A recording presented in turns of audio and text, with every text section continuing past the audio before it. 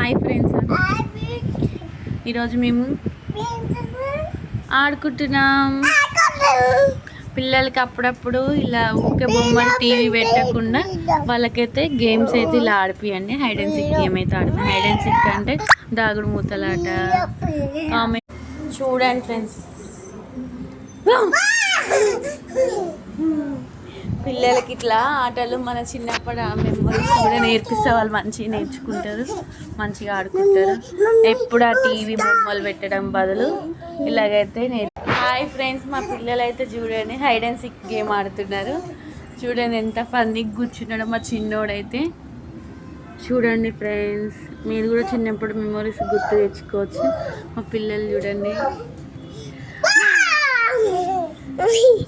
వాళ్ళ ఇంటికి అర్థమవుతలేదు హైడ్ అండ్ సిక్ గేమ్ ఎట్లా ఆడుతున్నారు చూడండి.